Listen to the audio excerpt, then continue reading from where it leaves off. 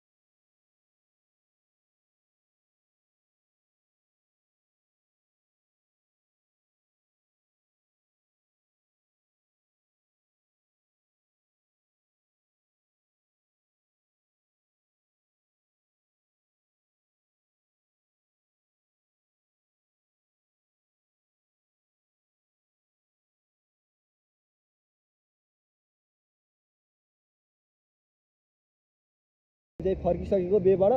बे घरदेखि म्याङ्लोरसम्मको चाहिँ ब्लग बनायो अब यहाँ अब अफरोडको बाटोमा मोटो ब्लग बनाइन्छ सो 220 को अब मोटो ब्लग कस्तो हुन्छ होइन अफरोडमा किनभने हिलो बाटो थियो अहिले अलिक सुक्यो होला सो त्यही नै हो बेमा एकदम रमाइलो भयो मजा आयो सोल्टिनीहरू पनि टर्ने थियो होइन अब हामी चाहिँ फर्किनु पर्ने हुन्छ यहाँदेखि जानुपर्ने हुन्छ अझै हामी चाहिँ खोरुङा खोलामा छौँ है अहिले देख सक्नुहुन्छ मोटो ब्लगमा भेटौँ है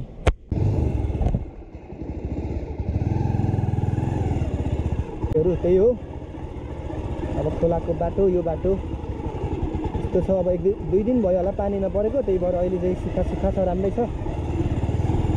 पऱ्यो भने त यो बाटो कालो हुन्छ मान्छे हिँड्न बाइक गाडीहरू हिँड्नलाई धेरै गाह्रो हुन्छ क्या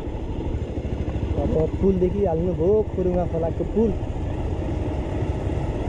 सो हामी चाहिँ यहाँदेखि लगभग हामी आधी घन्टामा पुग्छौँ होला त्यो हिलो छुटी बाटो अहिले तर धेरै सुकेको छ पुल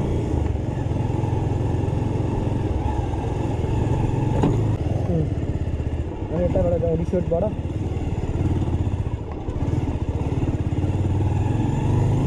त्यही नै हो बेमा एकदम रमाइलो भयो अन्तरीको बे पनि 2 चोटि खाने पाइने भरियो हाम्रो गाउँमै पनि अब बे लिएर आउँछ होला पछि असोजमा अब अहिले त उसको यता घरपट्टि बे भएको हो नि त यता मैतपट्टि बे बाँकी नै छ गाइस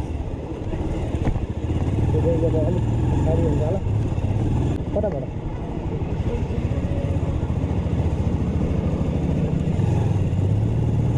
यो रिसोर्ट है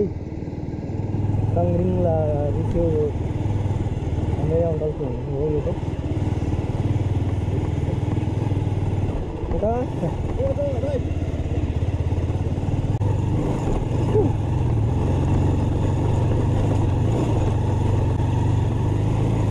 लास्टै यो कालो छ यहाँ पुरै अपलोड छ हाम्रो बाटो चाहिँ अब के गर्नु हो पिच कहिले बन्ने हो त्यो लास्टै हिलो थियो अस्ति आउँदा त अहिले चाहिँ धेरै सुकेछ घाम लास्टै चर्को लागिरहेको छ नि त त्यही भएर पनि होला सुन्नु सक्नुहुन्छ बाटो यस्तो छ होइन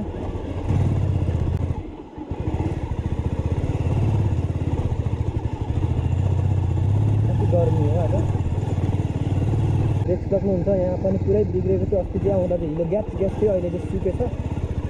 त्यो सुके पनि बाटो त अप्ठ्यारो छ बर्खा मासमा गाह्रो हुन्छ नि यहाँ बाटोको गति यस्तो छ गाइस अनि कहाँ हुन्छ त हौ हेर्नुहोस् त पुरै घाम नलागेको भए त यहाँ बाटो कस्तो हुन्छ यहाँ त यस्तै हिलो हुन्थ्यो नि त अफरोड राइड नै धेरै हुन्छ मेरो चाहिँ होइन अफरोडै हिँड्नुपर्छ अब अनरोडहरू छैन नि त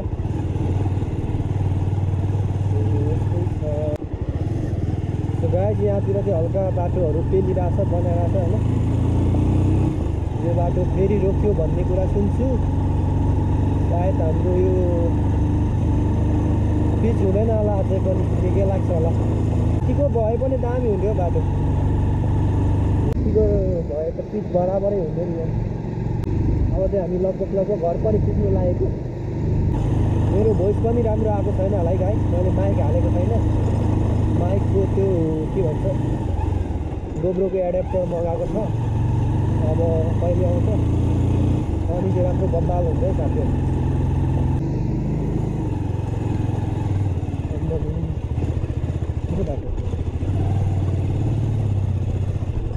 बाटो नै हो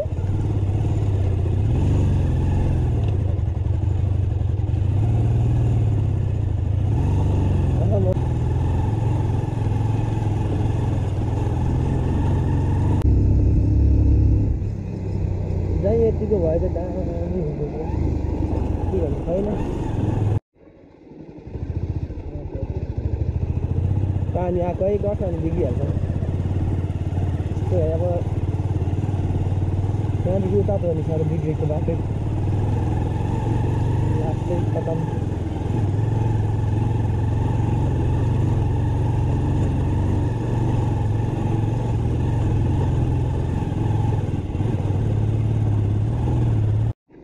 यहाँतिर चाहिँ बाटो हेर्नुहोस् यस्तो मात्रै छ बाटो के गरेको यो मुढा चाहिँ कसले यस्तो काम गरेको यो मुढा मुढा चाहिँ कसले राखेको पेलेर मासु छ त यहाँदेखि उतै एउटा बाटो बिग्रेको अनि बाटै नत्र यस्तो चिप्लिन्थ्यो नि यहाँ सुकेछ नि त अहिले फाइनली गाइस अब चाहिँ हामी पनि पुगेको अवस्था पुगेको अवस्था भयो हामी